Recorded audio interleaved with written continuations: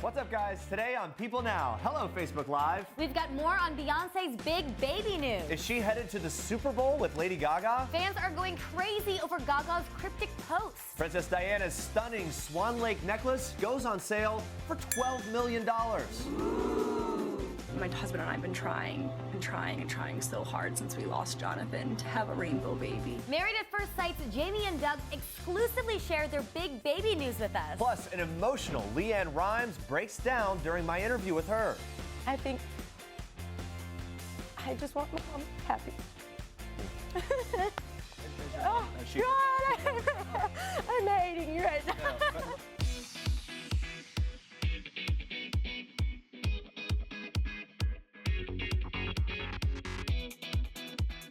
Yeah, guys, that emotional interview with LeAnn Rimes is coming up in just a little bit. But first, happy Groundhog Day, everybody. Woo! Of course, Punxsutawney Phil getting overshadowed, though, by some major celebrity news. Queen Bee is adding twins to her royal family. And in honor of Beyonce's pregnancy announcement, we want to know what your favorite moment from the former Destiny's Child frontwoman is. It is our Facebook question of the day, and we'll be sharing your answers a little bit later in the show. But first, here's what you need to know and what's trending today. Well, guys, that epic Beyoncé double baby bombshell didn't just blow all of our minds, it also broke Selena Gomez's Instagram record.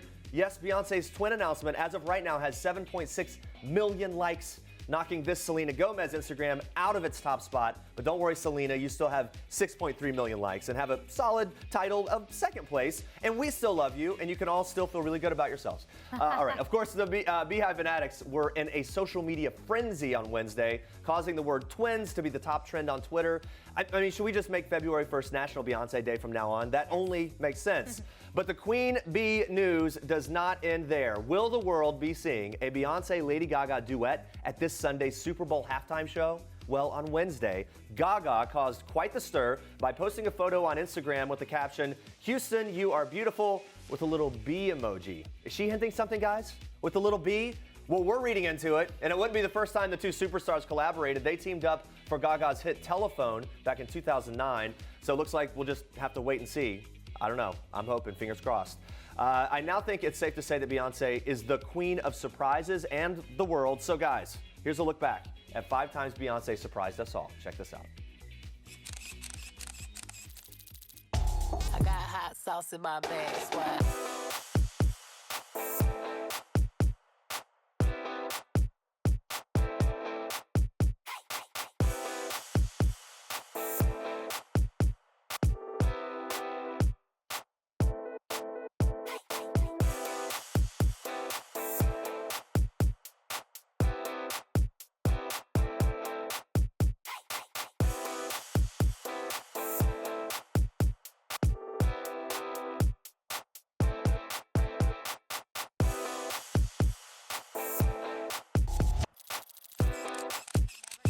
Beyonce. Well, speaking of Beyonce, let's check in with Facebook Live. Our question of the day is, what's your favorite moment from Queen Bee? Edward says, announcing the lemonade morning. Yes, that's a good one. Yeah. Leah says, yes, baby. 2 for 1, twins, the world is saved. Finally. Samantha says, National Beyonce Day is every day. Okay, I like and she that. used the same bee emoji that Lady Gaga did. I'm just saying. All right, guys, keep the something there. Keep the Facebook comments coming in. We'll check in with you again live first right here on the show. But first, Andrea Boehlke, even more trending news. Yes, watch this. My husband and I have been trying so hard since we lost Jonathan to have a rainbow baby. Today, I took a pregnancy test and it's positive. Well, 2017 is starting off on a high note for Married at First Sight's Jamie Otis and Doug Henner. The reality stars are expecting a baby later this year. Otis, who's due in August, exclusively tells People, Doug and I have been praying and not so patiently waiting to have our rainbow baby since we lost our firstborn, Jonathan Edward, in July 2016. So a rainbow baby is a child born after a miscarriage, stillbirth, neonatal death, or infant loss. The term has encouraged parents to share their stories of loss and the babies that followed. A source close to the couple is opening up about the couple's decision to announce the pregnancy early, saying this: they want to empower women to share their good news earlier than the politically correct 3-month marker. They want their story to inspire others to not be scared to come out with their news, even in the first trimester, and not have society dictate a safe time to make baby announcements. And Jamie revealed to Doug that they were expecting in a very adorable way. Check this out. I'm pregnant. test. Like, I have to be. Isn't that crazy? His upcoming Netflix project, Michael Bolton's big, sexy Valentine's Day special, which is a raunchy comedy backed by the Lonely Island, who he collaborated with for the 2011 viral hit song Captain Jack Sparrow. And in this week's People, Michael Bolton explained what it was like working with the Lonely Island, saying, "I was game for anything. I'd be like, I can't say this," so they'd clean it up a bit. But you won't get the most out of Lonely Island if you have too many parameters. Bolton is loving his huge resurgence with A New Generation, and even said to People that he could never have predicted this career twist. Well, make sure to check out Michael Bolton's big, sexy Valentine's Day special, streaming on Netflix February 7th. Now on to a very emotional moment with LeAnn Rimes on our set. I think I just want my mom happy. Has your mom, has she? God, I'm hating you right now. No, but look, that's LeAnn Rimes getting very emotional while opening up to me about her song Mother, which captures her once rocky relationship with mom Belinda. The song is off LeAnn's new album Remnants, which is our Toyota People pick of the day. Now, the album is incredibly personal, and LeAnn spoke honestly with me about how the music has allowed her to heal and move forward from the past. Plus, she reveals the one song that's sometimes still too emotional for her to sing. Watch this.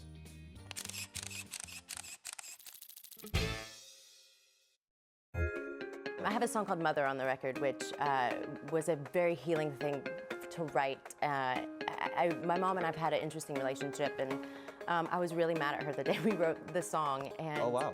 It's all about, you know, acceptance and healing kind of this generational pain that's passed down from, you know, mothers and grandmothers. And so I was really mad, and I was thinking, I said, I'll never be able to go to this place with my mom and say, I understand this, and I understand you. And about 2 weeks later, something happened with my stepson, and I felt like 1/10, I think, of the wanting to protect a kid, like, you know, the way she wanted to protect me, 1/10 of it. And I started crying, I was texting my mom, I'm like, oh my God, like, you know, I understand now, and I totally accept you for who you are. And it's just like big things were healed at this record. That's really, no, that's Yeah. really incredible to hear. And how are you and your mother now? Is it? It's great, yeah. I mean, you know, I feel like the pain kind of stops with me. I hope that, you know, I don't pass on, you know, that generational pain. And I think that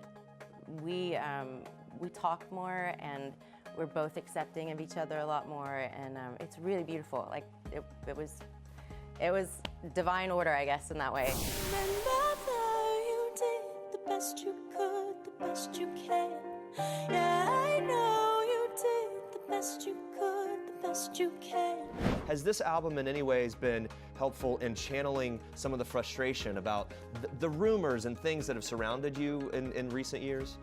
I think it's about rising from all of that. Yeah. I think I'm past it, way past it, and that's not a part of my life anymore. And I guess that's where I'm talking about picking up those pieces. And I think I really am more confident and centered in this record. And you know, when you make a statement like, I will build a kingdom from my remnants, it's like, okay, well, get on it.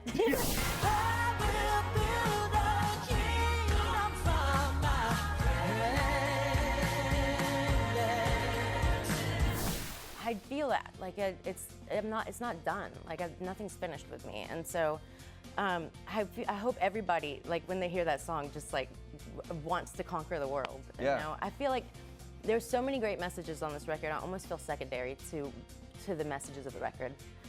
Where in the last record, I feel like it was more, you know, about me and what I was going through. Even though these are personal songs, I feel like it's all-encompassing. I feel like something we need to hear right now. Yeah, it's got to feel good to have that moment of sort of triumph. Oh yeah, I mean, the triumph is in finishing the record. I mean, you know, when you create something from nothing, it's like, it's magic. I mean, you really have to pay attention to like all of these things that come to you and sleep. And you know, Remnants came to me. I was driving down the road and I saw a street sign. I thought said Remnants. It didn't say Remnants, but That's how you just saw it? popped in my head. Yeah, and I Wow. was like, Remnants. That's really cool. So we wrote the song the next day. Wow. So things like that come all the time. You just have to be open. It really said Ralph's creatively. Restaurant. I did, yeah. You saw what you wanted to see. Right. Turns out, whatever it was. But so when it comes to rehashing the past, especially you know, writing songs about that, as you mentioned, whether it be for your mom and whether it be, you know, just issues of love and healing and all of that, Was there one song that sticks out that was especially difficult for you to write? Well, Mother, I think Yeah. it's still difficult for me to sing. It's especially difficult to write. What's the line in Mother that's like, this is the line? Oh, you know what I wanted to see? You know what? The first line actually gets me. Why are you gonna make me do this? You suck. What are you talking about? Okay, so I'm gonna start crying. You know I want the best for you, as you've always wanted for me. Yeah. I think I just want my mom happy. Has she? God, I'm hating you right now. No, but look, here's the thing. I think that we all relate to having these special moments, and why the fans react to you so much is your songs are so personal and powerful, and that's an incredible thing. Has your mom heard the finished product? Oh yeah, I gave it to her on Mother's Day. Did you listen together? No, I couldn't. Oh, yeah. My God.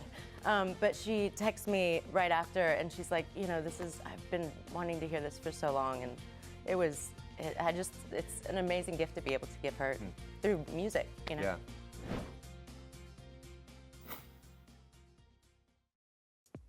All right, guys, stay with us. It's Groundhog's Day, and the news is not good, people. 6 more weeks of winter, but a new behind-the-scenes show might just brighten your day. Plus, Skin Tight on TLC returns, and the dramatic transformations in an exclusive sneak peek is coming your way next. This is King Cutie in People. His Royal Highness Prince George Alexander Louis of Cambridge. These are George's parents, George's home, his Nana, the Queen, and his staff of 644 Englishmen. This is George's dog Lupo, who inspired his favorite book, The Adventures of the Royal Dog Lupo, one George will share now that he's a big brother. People. The details make the story. Don't miss this week's People. Well, guys, and LeAnn Rimes is stepmom to her husband, Eddie Cibrian's 2 sons, Mason and Jake, with ex-Brandy Glanville. LeAnn just opened up to me about figuring out her relationship with those boys, how they've accepted her, and how she wrote her very personal song, Love Line, with those boys in mind. Watch this. I love them to death. They're 9 and 13 now, and you know, they can comprehend a lot of things, and they feel things deeper now. And I want them to understand where I'm coming from. Yeah. And there's a lot. I think there can be a lot of negativity out in the world just about stepmoms. Period. Thanks, Cinderella. You know, that's like screwed it for everybody. Cinderella for the generational hatred of stepmoms. But I wanted something to be positive out there for any step parent. There's so many of us, and I think we can relate to the honesty of, the verses where, it's beaten down to an inch of my life by ignorant people, and it's, came close to making me believe I was nothing but evil. I think any step parent can relate to that, and at some point. And there's a truth in that, and there's the truth also in like the positive message of you and I are bound by a love line. You don't have to be blood, and to me, it's like, how far does your love extend? I never knew I could love 2 kids like that weren't mine as much as I do. So it's taught me a lot. And I think also, just universally, that message is so important. Like, we are bound by a love line. Sure. How would you describe your relationship with them now? It's good. They've always been so accepting of me. They're so sweet. And they're growing up into little men, It's just crazy. Yeah, we were talking before. Yeah, they're it's really crazy to see. But they're beautiful children, and I'm happy to just be a part of helping raise them. I'm sure that there were so many things that inspired that song when you think about them, but is there sort of a special moment that you always think about with the 2 of them? Oh, well, actually, you asked about how what they thought of the song. Yeah. Jake, the youngest one's really into music. He was in the car with us, and I was playing it, and he goes, "Are you saying we're bound by a love line, not blood? Like a bloodline?" And I'm like, "Yeah." He goes, "I get that." I'm like, it's like it clicked. Yeah, totally. And I've never sat down and told them I wrote this about them, and I will one day. They may know after this. Yeah, but there you go. They might be watching. No. But they, it clicked for him, and it really was. It was very moving to me. It was like, okay, that's why I did it. It's that time again. The stars are on the move, and we're following them in today's edition of Star Treks. Well, it is Groundhog Day, everybody, and it looks like we'll be having 6 more weeks of winter. Since Pennsylvania groundhog Phil saw his famous shadow earlier this morning. I know, all a little upset about that, but the good news is, hey, there's always next year. Yes, the beloved Groundhog Day tradition has been celebrated for over 130 years as people all over the country anxiously await Phil's highly treasured prediction. Well, this year, Animal Planet will be giving us a comprehensive look at the history of this special day, as well as its lasting impact on Phil's Pennsylvania hometown, where the tradition takes place. We have an exclusive sneak peek of the special, which airs tonight at 10 p.m., 11 p.m., 12 a.m., 1 a.m., and 2 a.m. on Animal Planet, so lots of chances to see or relive this episode over and over again. That is real. That is really happening. All right, well, speaking of winter coming, check this out. We are at Warner Brothers Studios, Studio 16, and these guys are doing a run-through of the Game of Thrones concert experience, and Ramin is here. I'm a bit starstruck by him, and it's very cool to be here. Ooh, music to our ears. That was Game of Thrones actor Jacob Anderson giving us the scoop on the brand new Game of Thrones concert experience. The concert kicks off February 15th in Kansas City, Missouri, and continues on to New York City, Los Angeles, as well as arenas in Boston, Chicago, Toronto, and more. So if you can't get to Westeros, at least you have some other options, right? Well, composer Ramin Djawadi, who creates the show's soundtrack, will be leading the jam-packed tour and spoke all about the immersive concert experience. Watch this. Just visually, we will place the orchestra and also with that the audience in Westeros, and you will feel like when we play music from north of the wall, you'll see things on the screens, and some of the screens can actually come down and surround the orchestra and place you within a snowstorm, for example, so it looks like you're in Westeros, and I think people will hopefully be really excited about that, and it just creates so much more of an immersive experience. Very cool. And besides Jacob Anderson, Game of Thrones co-star Liam Cunningham also attended the concert's rehearsal, giving fans a little teaser into season 7 of the hit HBO show. Watch this. Well, of course, without giving too much away. I mean, we've seen the journey over the last season, and we know that the danger that's coming from the north with the Night King and his band of merry men. And there's no way any one team is going to take care of that. So there's obviously messages flying back and forward between people. So it's going to be a really interesting and different feel of this season than in previous. At least it was while we were filming. Yes, we'll have to wait and see. Well, Game of Thrones season 7 will air sometime next summer, but what will happen to all of the amazing props once the series wraps after season 8? Well, Jacob Anderson has a definite game plan. Check this out. I have a major heist planned to just take everything like this quite small. I feel like I can conceal it in my costume. I've been consulting with different crew members and cast members, and we're just talking about what we're going to take and the logistics of that.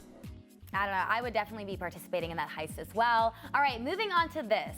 Beyoncé isn't the only one with some baby news. That's right. Teen Mom 2 stars Cole DeBauer and Chelsea Houska have a brand new man in their life.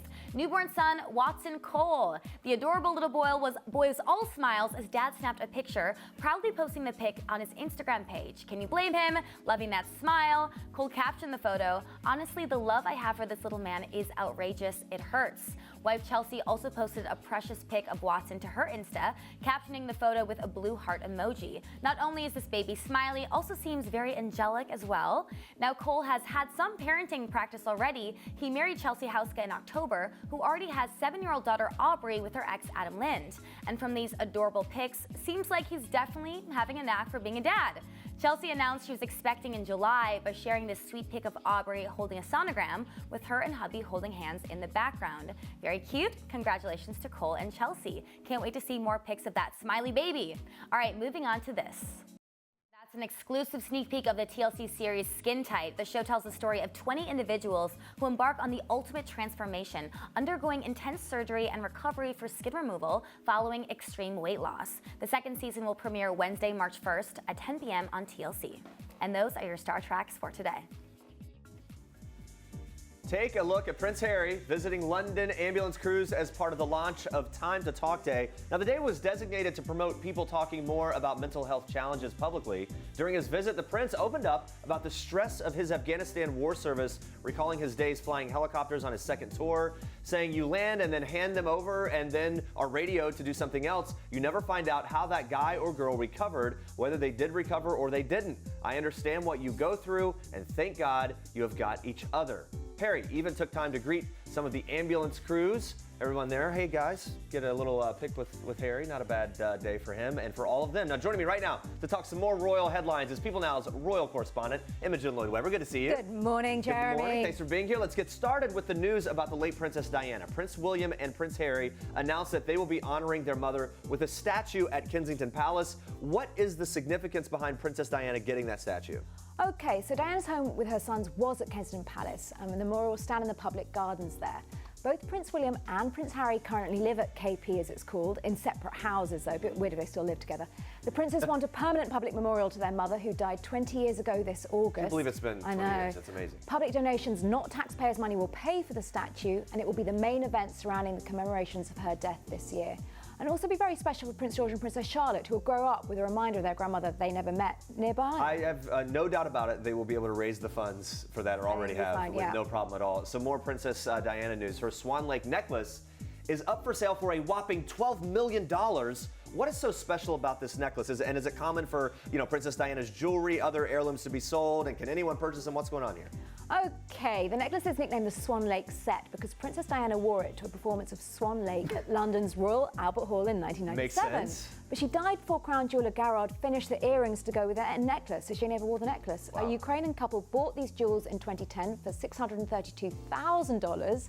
They'll perhaps be hoping it being the 20th anniversary of her death will increase their value. Makes sense. There's a fairly steady stream of Diana's belongings being sold, actually, Jeremy. She herself put 79 dresses up for charity auction at Christie's in 1997. So not that unfamiliar in terms of her things being auctioned off. All right, can't talk about the royals without mentioning Prince Harry's girlfriend, Meghan Markle. We all know and love her. There's been a lot of talk about how serious they are as a couple. If she ends up becoming a princess, legitimately, will she need to go through any training, any lessons before she would take on royal duties? I would imagine there's some things to get used to. Meghan would be fully briefed, as was Princess Kate. She does, however, have something of an advantage over Princess Kate when she entered the royal family because Meghan's already done a lot of public charity work herself. Okay. In 2014, she was part of a UN gender equality campaign. Meghan is currently the global ambassador for World Vision Canada, and she's been to Rwanda to promote the organization's Clean Water campaign. She also visited Afghanistan to support US troops and their families. So she's definitely been around the world and done the good work already, and that fits in very well with them and all of their efforts. Could have our first American British royal princess. Fingers are crossed. My goodness, let it happen. Thank you so much, Imogen. Thank you, Jeremy. So good to see you. If Meghan Markle is watching, listen up, Meghan. My co-host, Andrea Boehlke, we had her get some princess lessons from etiquette expert Micah Meyer. After watching this, Meghan, you will know how to truly sit like a princess. So for Meghan and everyone else, take it away.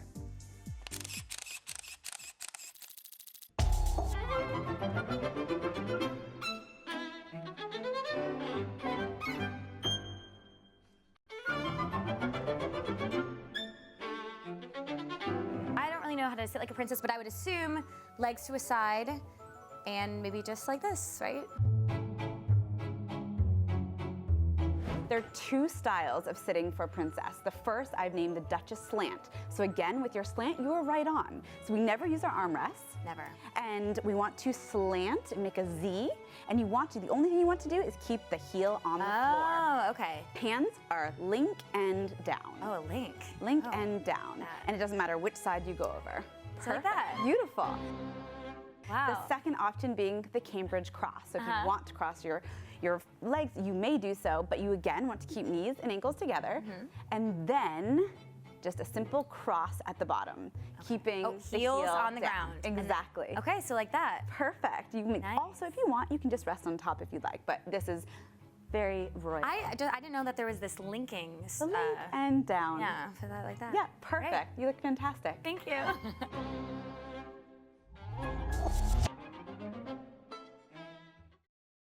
This is Jennifer Lawrence in People. This is Jennifer photobombing Taylor Swift and Sarah Jessica Parker and Liam Hemsworth, proving that while we all love the fashion of the red carpet, it's people who steal the show. People. The details make the story.